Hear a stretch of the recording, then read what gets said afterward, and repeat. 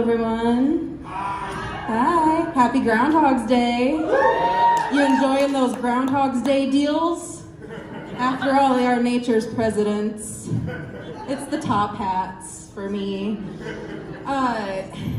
Actually, when I was little, Groundhog's Day was very traumatic for me because when I was really little, my goldfish died on Groundhog's Day. And it was my first brush with death, and I was bawling. I was like, what does it all mean? And as my dad's flushing the toilet, he's like, it means 6 weeks of winter.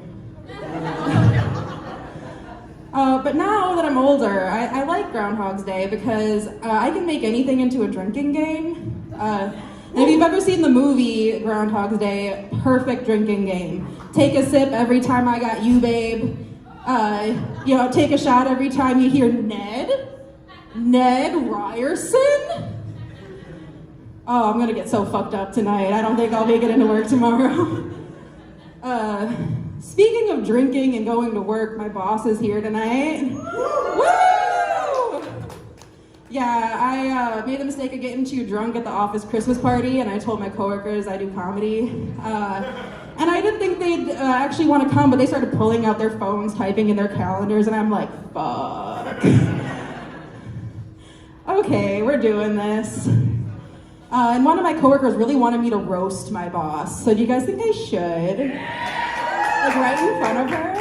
I don't know. I don't think I can. She's like too sweet, and too generous. Like I told her I wanted to get back into journaling. It's just like an offhand comment. And she bought me this really nice journal. I told her that my power went out and I didn't have a flashlight. So she got me a flashlight, which was so nice. So Lisa, how about that raise? We'll talk Monday. So another one of my coworkers is like, aren't you worried you're gonna get like canceled or like fired for the shit you're gonna say? And I'm like, no, not really. I'm not concerned about that at all. I started doing comedy for Mormons in Utah. And going to a Mormon comedy club is weird because like I went up to the bartender and I was like, hey, can I get a beer? And he's like, we don't serve alcohol. We're Mormons.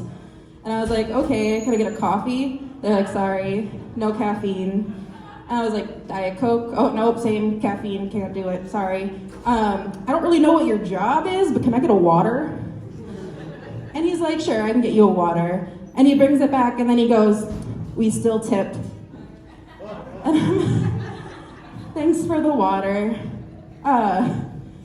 So when I say I started doing comedy for Mormons, people sometimes assume that I'm Mormon and like slowly back away, which I understand.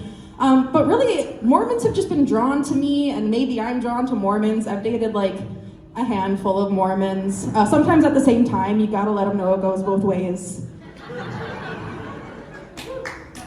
Thank you.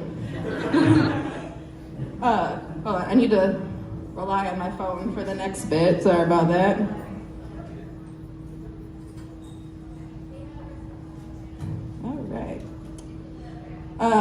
I was actually raised both Jewish and Lutheran, which is kind of weird, and it was a point of contention in my family growing up. And if you're wondering what that's like, instead of imagining like an angel and a devil, picture like a Jewish grandma and a Lutheran grandma on your shoulders.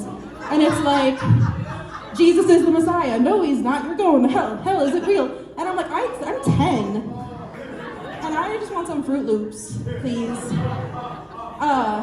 My Lutheran grandma has some weird beliefs. She looked me dead in the eye and she said, Jesus invented the fork. And I was like, Satan's the one with the pitchfork, Grandma. I think Satan invented the fork, if anyone had. She also made us pray before we went thrift shopping because Jesus saves.